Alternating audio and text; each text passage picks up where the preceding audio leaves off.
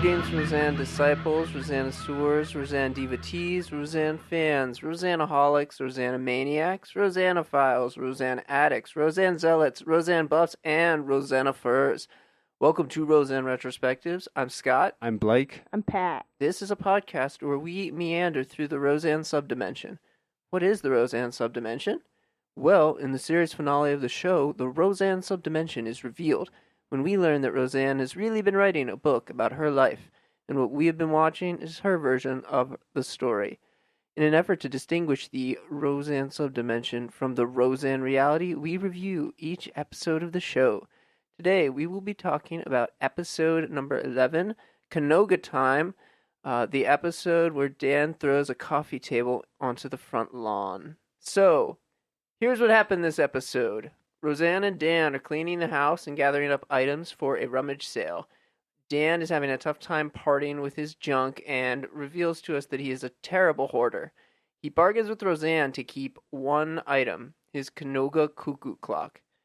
Meanwhile, Darlene has received a D in history class on her report card, and she doesn't want to get in trouble. So she develops a plot where she changes her grade from a D to a B. Also getting Becky involved in the scam. DJ is spying on the both of them and ends up ratting them out to the parents, causing Darlene to get punished. In the meantime, Jackie is running around the house for some reason. She recently got stood up on her big date with Booker. Booker comes to the house to apologize with her, because why not? Everyone in the house. They make up quickly and resume their date. But Roseanne and Dan continue arguing about his cuckoo clock. Dan fixes it so that it works properly, but Roseanne still doesn't want it in the house anymore. They get into a huge fight that results in each of them throwing the other's prized possessions out into the front lawn. They ultimately release their anger in a fit of passion, and that's the end of the episode. The funny thing about this is it's probably not too far away from what actually happened in real life. Well, we know that they definitely wrecked the house. And Booker was a woman, but Jackie probably had a similar occurrence with a woman. I really enjoy DJ. In this episode? In every episode. In every scene I've ever seen him in, I enjoy him. I've written down that he was especially whiny and annoying this episode. Yeah, and weird. He's never been normal in any scene that he's been in. No.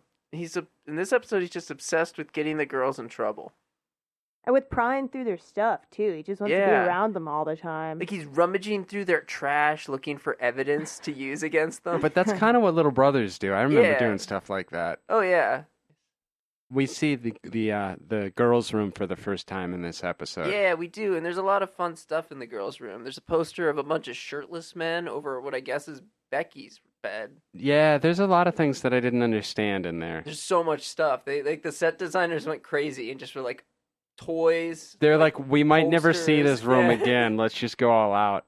There's some poster on the back of the door that's like, it looks like a bunch of kids in military uniforms, but one of them's holding a football. I want to see whatever movie that poster was for. That was probably a great movie. Did this bother anybody else? I was thinking about this.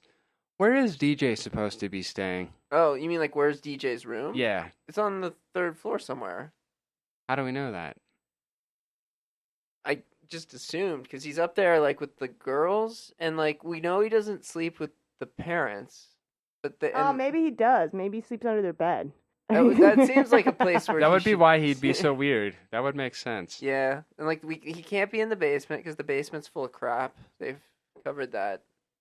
They just haven't covered where his room is Actually, yet. We didn't get to that episode yet, but they will in this season declare that the basement's like wall-to-wall garbage and they can't get down.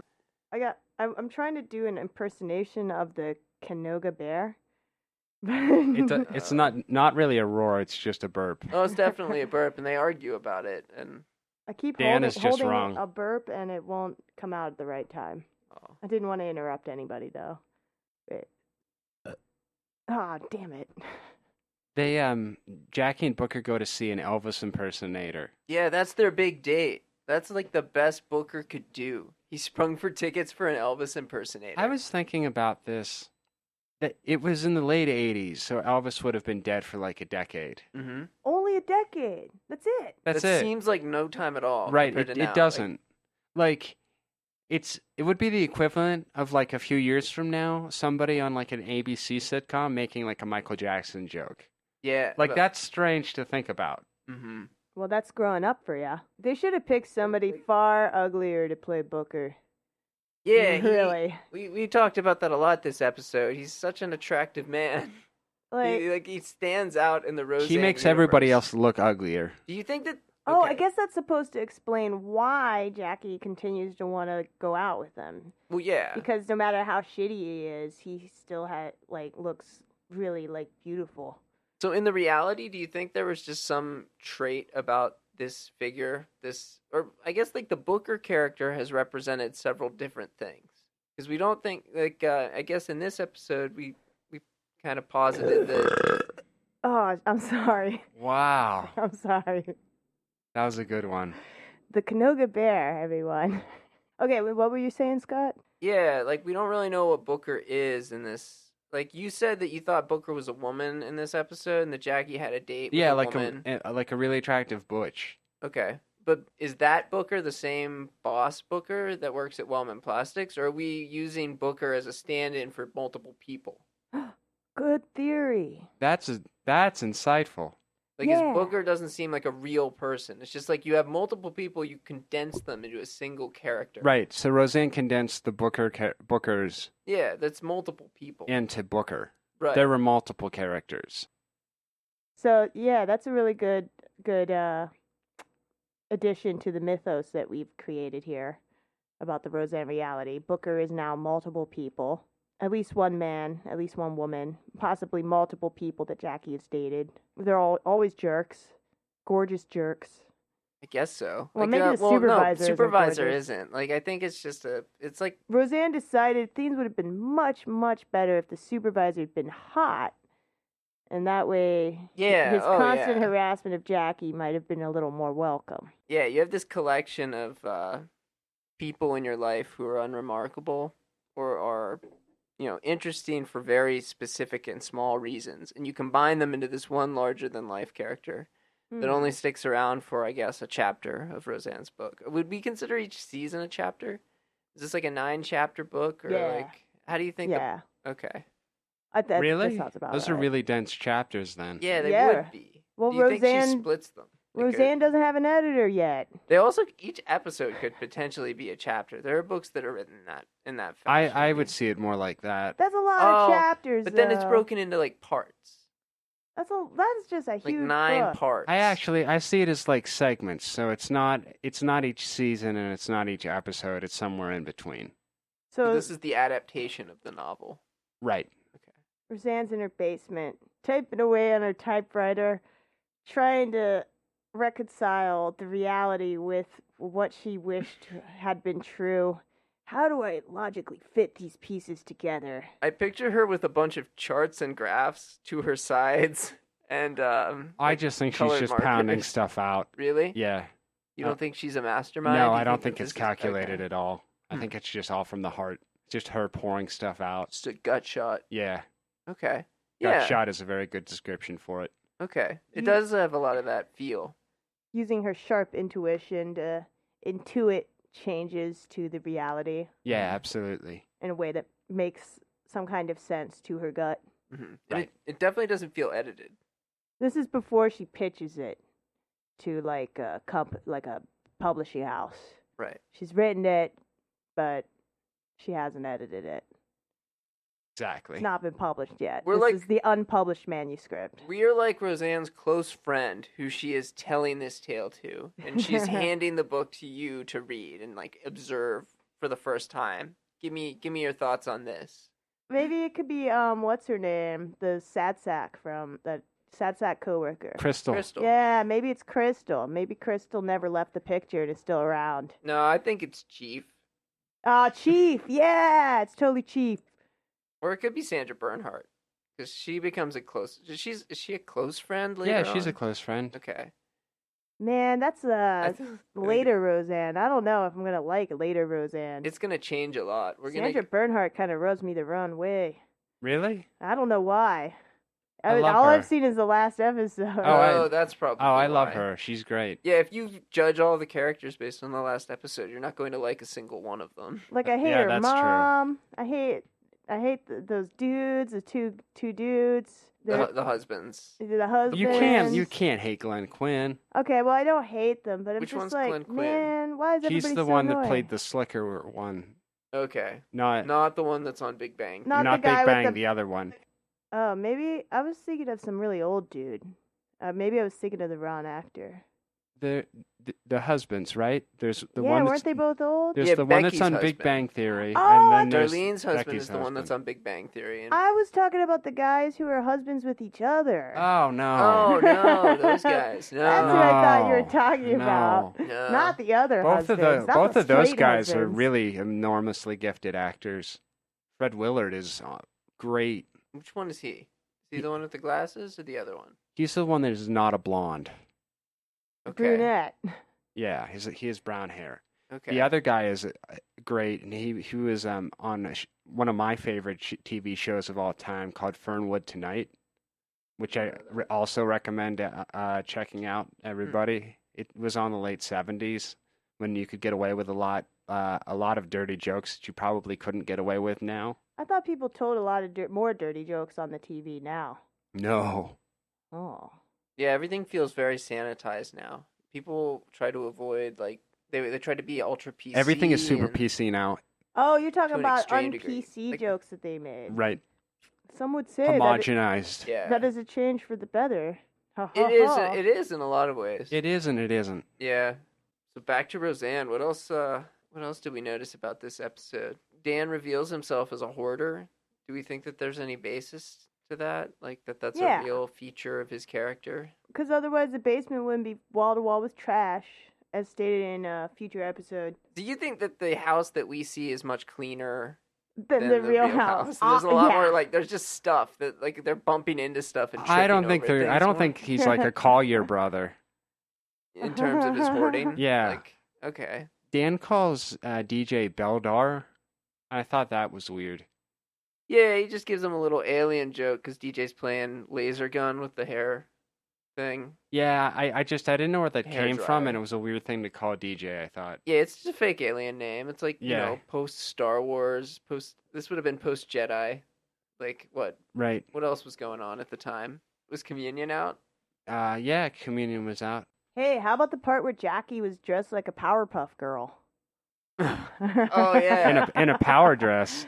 In her power dress like a Powerpuff Girl. Have you watched that, Blake? Yeah. Man, it was exactly like the red one. What's her name? The middle, the big, I don't the know their oldest names. Powerpuff Girl. She's red. She's got red hair. I haven't watched it that much. Yeah, she's like that one. And her hair. Oh my god. Yeah, it's like 6 inches Oh my tall. god. She comes. Okay, so she came in with that purple handkerchief all over her head, and you could see some curlers underneath it. Remember, like at the beginning, right? Right. Yeah. And then you're like, why does she have that handkerchief on her head? Oh, I see some curlers. So that's just what her hair's going to be this episode. And then she leaves, and then later in the episode, she comes in with that ridiculous hair, and you're like, that's what she was protecting so much with her handkerchief? Mm-hmm. She's got like the That hair? mini skirt with like the kind of Saturn-esque dress pointing out. Like she looks like a Oh, Jetsons strange. character, Yeah, sort she of. does. Man, the 80s. Yeah, it's like a perfect 80s fancy. Man, they must have been like cracking up when they were putting that together in the, the real reality. Like, yeah, Like the costume in the designers. creation of the No, show. I think The costume the costume designers must have designers been were like, like- how can we make it look like she was just about to go out for a night on the town? Like that was a very legit attempt. Like she's supposed to Nuh-uh. look. No, she's supposed to look good.